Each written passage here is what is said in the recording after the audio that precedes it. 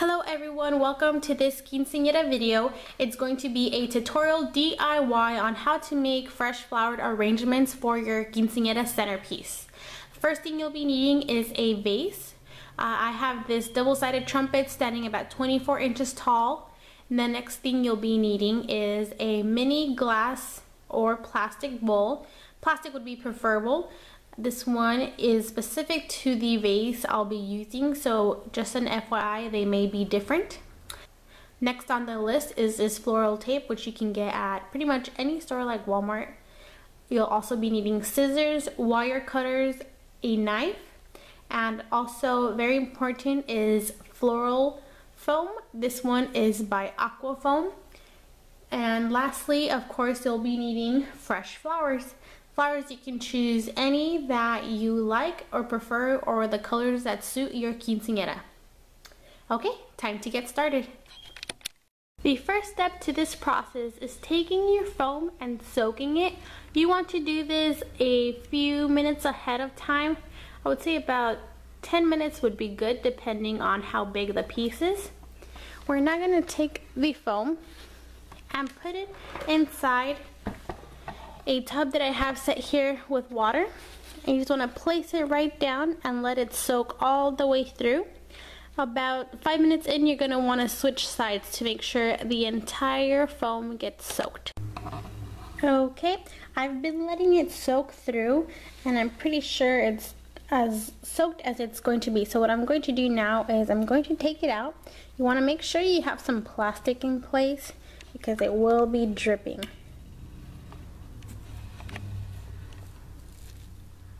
There we go. Okay, so now that it's soaked through complete, what we're going to do is lay it flat, and you're going to take the bowl, whatever size bowl that you decided to get was right for your vase, and we're going to sort of eyeball measure it so you can kind of turn it around and see about where the marks are made. So we can cut it because we're going to put the piece of foam right onto this bowl to hold on to. So I think I'm going to cut it a little bit longer than I think I actually need it. This is where your knife comes in. I'm not using an actual knife, but you can use a knife or anything to really cut through this. A good way to know if your whole foam has soaked through is to make sure no light green is within the middle of this. So this is perfect, it's completely soaked through. This piece we're actually not going to use, so I'm just going to set this aside. For this piece that we are using, I'm going to put it inside this bowl now. And as you can see, I've cut it a little bit too big, so I'm going to recut.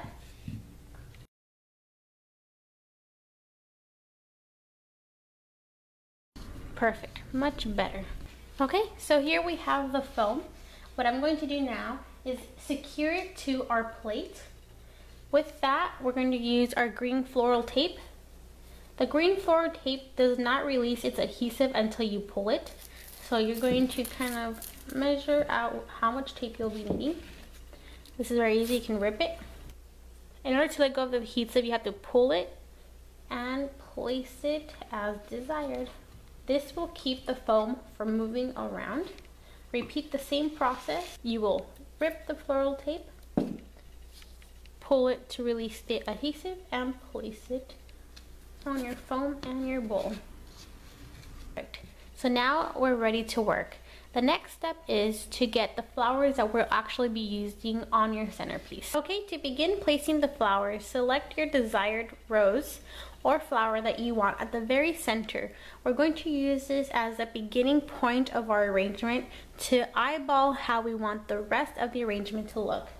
When you're cutting your rose, you want to make sure you cut the stem longer than you think you would need, because it is much easier to cut the stem shorter as we're going through versus wasting a flower because you left the stem too short.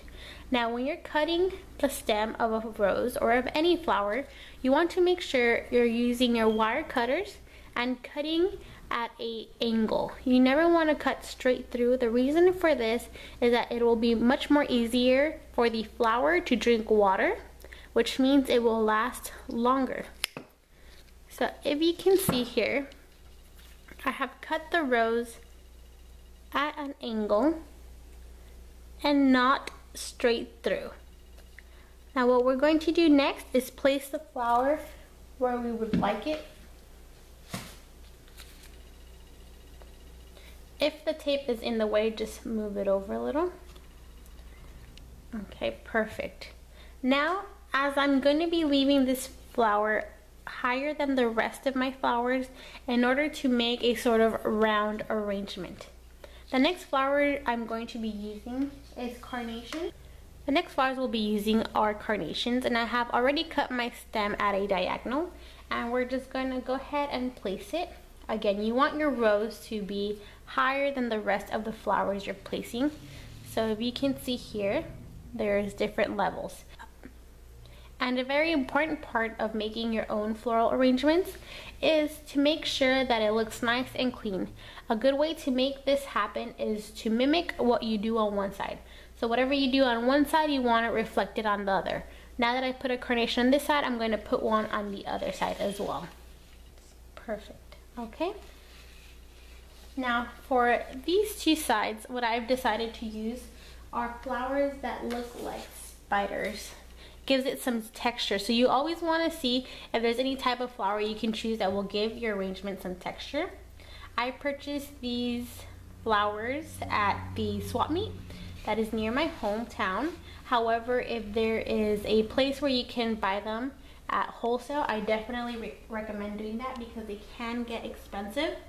The most expensive time for flowers are the month of May and February because of the holidays.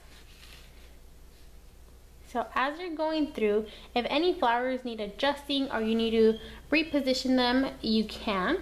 It's always better to try and get it at the first try. You don't want your foam full of holes because then it won't help your flowers stay as sturdy as they need to be. Here I have another bunch of flowers that I purchased. You can see the stems here.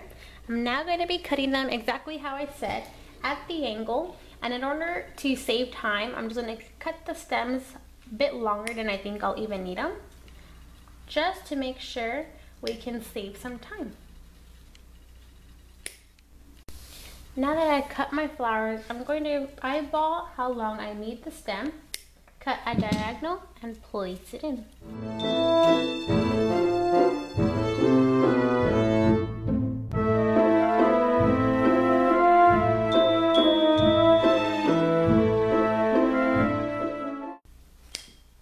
And if you've never done floral arrangements, don't be afraid. I used to be scared that I would mess them up or whatnot, but really if you see any sort of mistake to it, you can change it if you don't like it.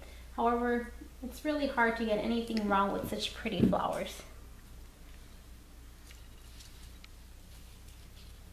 It's looking so pretty already, you see that? So now I'm going to be filling in the bottom portion of the foam just to give myself an idea of how much filling I'm going to have to put inside the foam.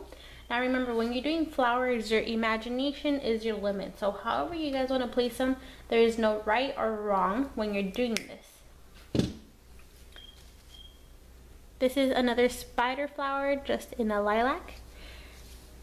I'm going to place it.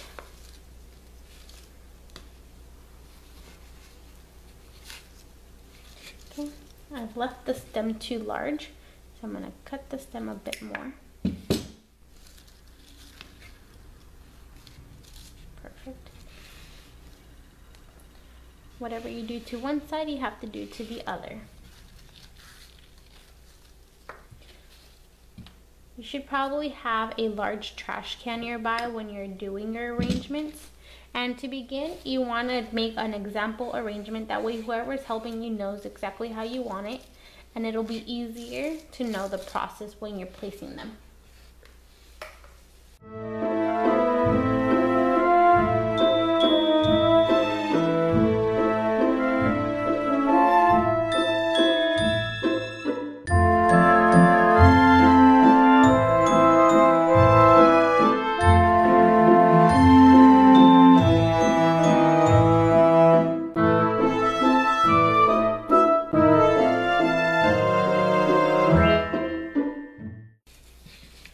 Now I see here how much filling I'm gonna need to put right in between this to fill in the foam. So I'm going to add some other flowers to fill it up.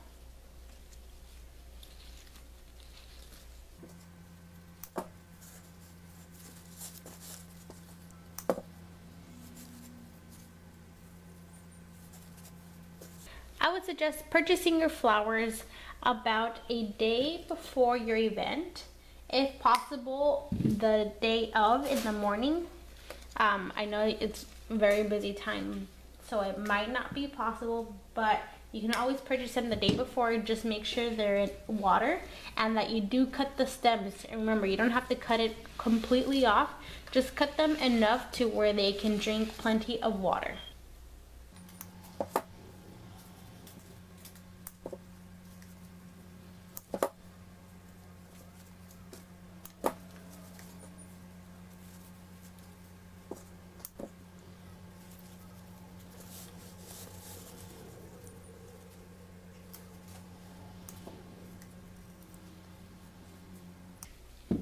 Now, if you see any petal that's just not looking as healthy, go ahead and just pull it off gently and you revive your flower a bit.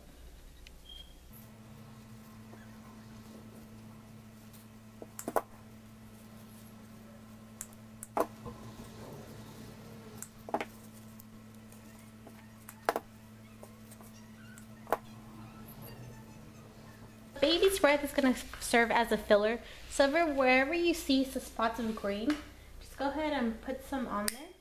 Perfect, as my final touches are now done. So don't be afraid if you're doing your own centerpieces made out of fresh flowers. Just go ahead and give it a try, and as soon as you get the first one done, know the process for the next one. And even if it's not exactly the same, it won't matter, because fresh flowers are so beautiful and they smell so good and they look so nice on the arrangement. So I'm going to clear my workspace so I can place this on top of my glass vase. Alright, let me zoom out so you guys can see. We're now going to place our centerpiece. What you want to do is just place it right on top of your vase and sort of drop it. What I'm going to do now is adjust the flowers. Thank you for watching this video. I hope it was very helpful and you can use it as inspiration when you're making your centerpieces. Please like this video and subscribe to my channel. And don't forget to visit me at Instagram account MyQuinceanera and also on the website MyQuinceanera.net for all your quince planning needs. Thank you and have an amazing day.